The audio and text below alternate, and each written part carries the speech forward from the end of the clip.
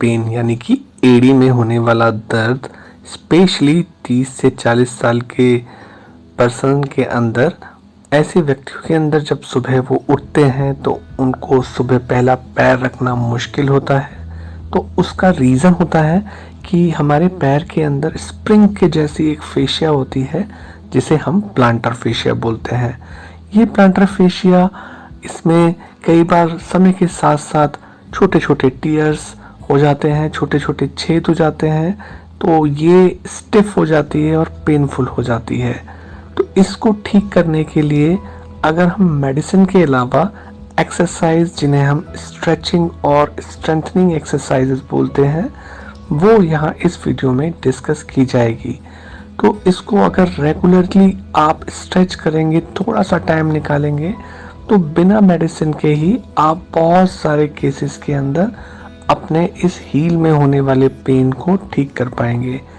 चाहे आपके हड्डी भी वहाँ पर बढ़ गई हो, जिसे हम हील स्पर बोलते हैं, तभी भी ये एक्सरसाइजेस बहुत ही कम समय में हो जाती हैं और आपको बहुत मदद करती हैं।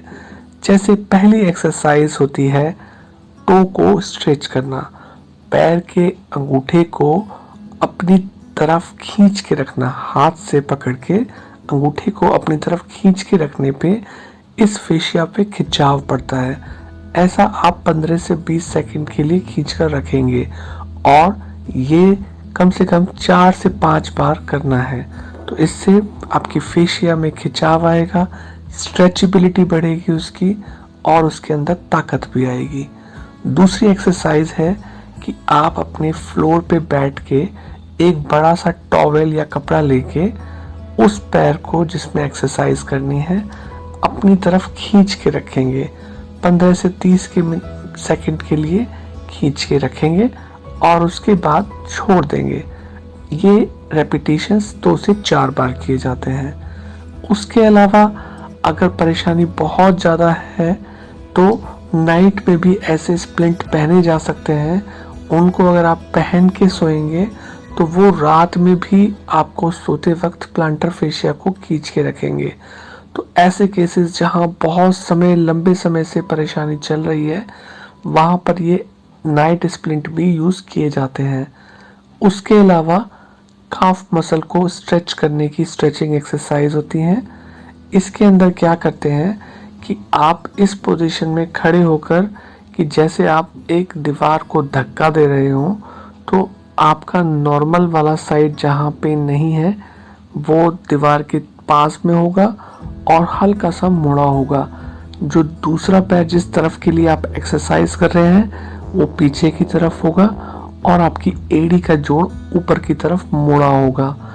ऐसा इस स्ट्रेच को आप 15 से 30 सेकंड के लिए करेंगे और ऐसा 4 से 5 बार करेंगे। उसके अलावा दूसरी एक्सरसाइज होती है, जैसे स्ट्रेचिंग के साथ साथ स्ट्रेंथनिंग के लिए, कि आप एक सीढ़ी के ऊपर या एक स्टेप के ऊपर खड़े होंगे, आपका पंजा स्टेप के ऊपर होगा और एड़ी वाला हिस्सा पीछे की तरफ निकला हुआ होगा और आप धीरे धीरे धीरे अपना वेट अपने हील की तरफ छोड़ेंगे, जिससे हील का जो जॉइंट है, एंकल जॉइंट, वो ऊपर की तरफ चला जाता है और उस पर आप 5 से 10 या 15 सेकंड के लिए खड़े रहेंगे।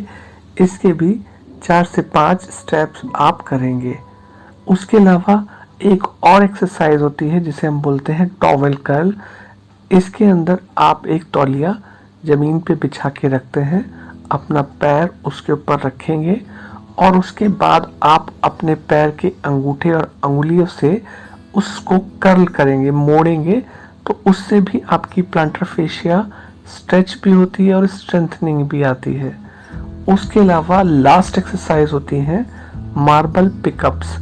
जैसे कांच की गोलियां होती हैं जिनको आपने एक टॉवेल के ऊपर डाला हुआ है और आप अपने पैर के अंगूठे और अंगुलियों से उनको कैच कर रहे हैं, पकड़ रहे हैं, तो उससे भी आपकी प्लांटर फेशिया में स्ट्रेचिंग और स्ट्रेंथनिंग आती है। इसके अलावा एक लास्ट एक्सरसाइज होती है बॉटल को रोल करना। इसमें आप एक बॉटल लेते हैं जिसके अंदर आइस फिल्ड अप है और उसके को अपने पैर के नीचे रख के उसको रोल करना है। इससे आपका पेन